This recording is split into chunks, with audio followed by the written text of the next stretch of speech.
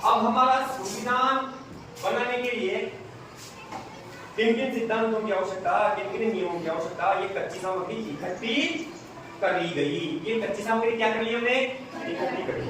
अब वो लड्डू बनाएंगे कैसे, उनको बनाने का क्रम कैसे रहेगा, गैस जलाएंगे, उसमें घी डालेंगे, क्या करेंगे, पहले क्या चीज डालेंगे, इसके लिए एक समिति बनाई कि यार ये लोग लड्डू बनाएंगे, यानी कि ये लोग तरीका बताएंगे कि इन नियमों को, इन सिद्धांतों को संविधान में कैसे शामिल किया जाए। भाई साहब, हेलो भाई साहब, युवराज जी आप आगे जाओ, आपको दिक्कत आ रही है मुझे बताया, आगे जाओ आप, मैं कह रहा हूँ ना आगे जाओ, आगे जाओ, बस अब ज्यादा समझ में आएगा। तो एक समिति बनाई गई थी, क्या बनाई गई, सही है क्या, समिति ऐसी आती है क्या,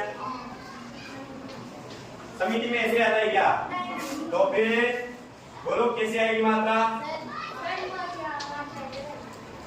ये सही है क्या, सही है ना, हाँ, ये भी हमें साथ साथ ध्यान रखना चाहिए क्योंकि हम हिंदी के भी विद्यार्थी हैं। कौन सी समिति बनाई गई, कब बनाई गई, 47 देश के आजादी के बाद। इस प्रारूप समिति में कितने सदस्य थे, 7। 3 सदस्यों का लीडर कौन बना,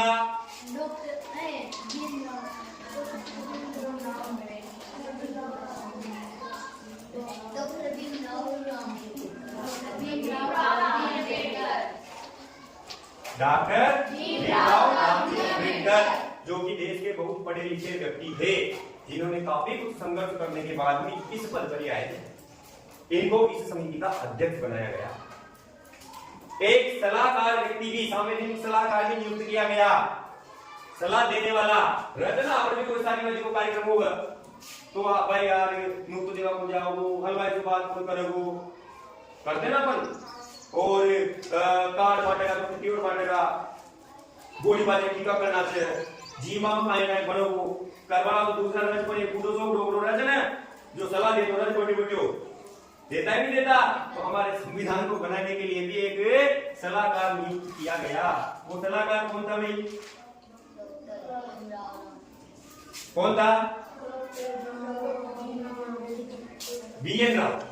कौन था सलाहकार भी, कौन था, बी.एन. राव। नाम सुना सुना लग रहा है क्या नाम।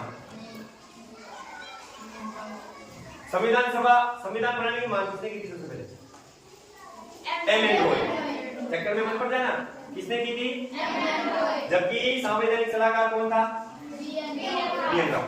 ध्यान रखना ये सलाहकार था। तो संविधान का जो मसौदा बनाया गया वो किसके आधार पर बनाया गया, प्रस्ताव, कौन सा प्रस्ताव, उद्देश्य प्रस्ताव के आधार पर बनाया गया। किसके द्वारा बनाया गया, किसके द्वारा बनाया गया, प्रारूप समिति के आधार पर। केवल 7 सदस्यों ने निर्णय नहीं लिया, संविधान सभा ने क्या किया, चिंतन मनन करके इनको चीजें उपलब्ध करवाई। कुछ विभिन्न प्रकार की समितियां थी, उन समितियों से भी अपनी राय ली गई। और बीच में ये जो भाई साहब थे, ये बीच बीच में टोकने वाले थे, गोली बाजू मंगो पड़ेगो, ओको मत करो, ओको करो, ये सलाह देने वाले थे। तो इस प्रकार से करते हुए इस प्रारूप समिति ने सबसे पहले 21 फरवरी 1948 को क्या किया, 46 क्या, कितने साल कम पढ़ गए थे, कितने पढ़ गए थे,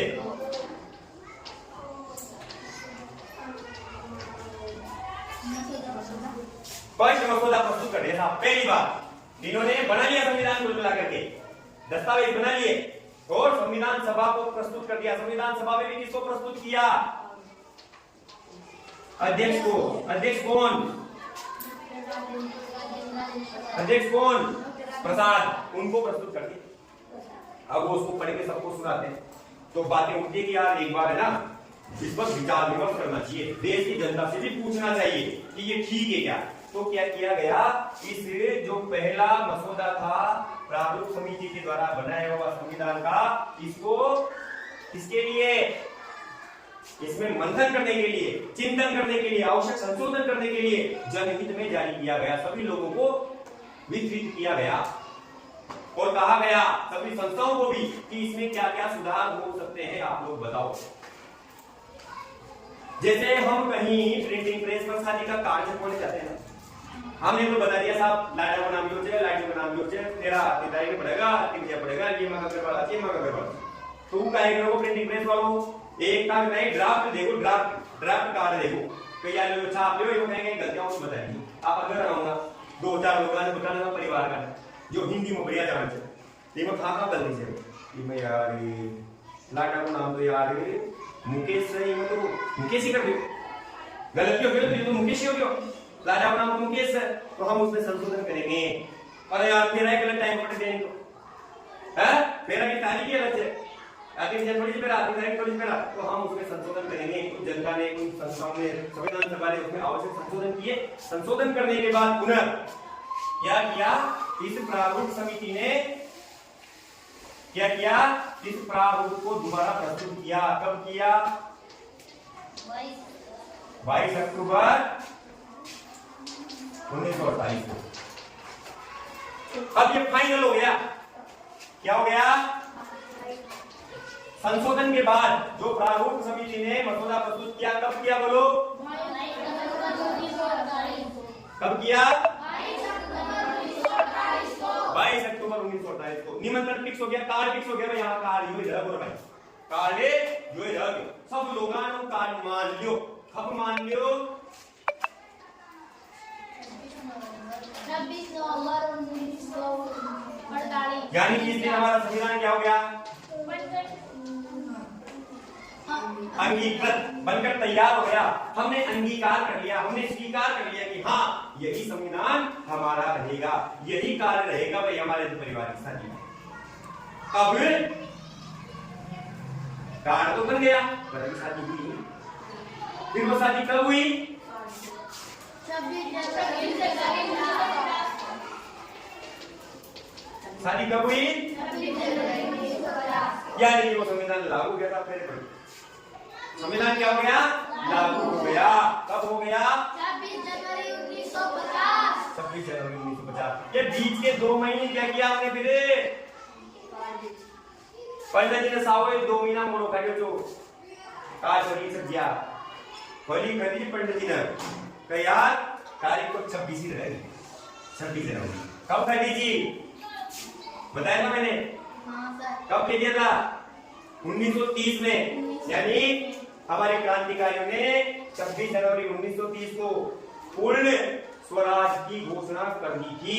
तो इसी तारीख को अमर करने के लिए 2 महीने हमारे देश के लोगों ने संविधान सभा ने क्या किया, सभ्यता से सब्र करने के क्या इंतजार किया, और इस दिन क्या लागू हुआ, हमारा संविधान लागू हो गया।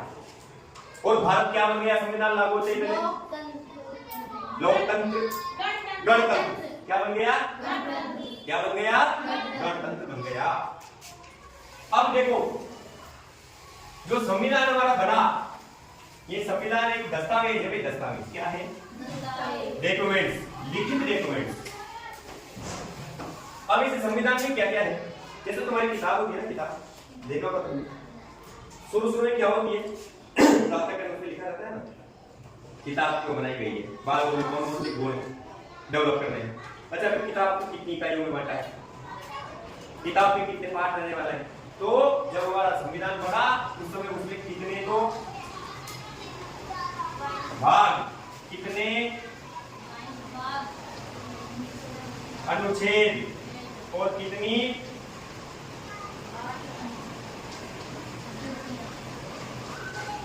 जब संविधान बना तब संविधान में 22 भाग थे, यानी कि 22 पार्ट, और प्रत्येक पार्ट के अलग अलग नियम। जैसे टोटल 22 पार्टों के कितने नियम, कितने नियम, 395, और उसके साथ साथ पाठ्य सरगर्मी क्रियाएं मान सकते हैं अलग से चली, क्या 8 अनुसूचियां हैं भाई। किताब के साथ साथ ये 8 तरह की एक्टिविटी भी करनी पड़ेगी, ये साथ साथ चली।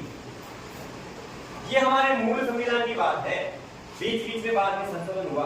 अब संविधान को पढ़ने से पहले हम प्रत्येक भाग को जानेंगे, पहला भाग क्या कहता है, दूसरा भाग क्या कहता है, तीसरा भाग क्या कहता है, ऐसे 22 भाग क्या कहते हैं, हम सबको पढ़ेंगे पर क्रमशः पढ़ेंगे।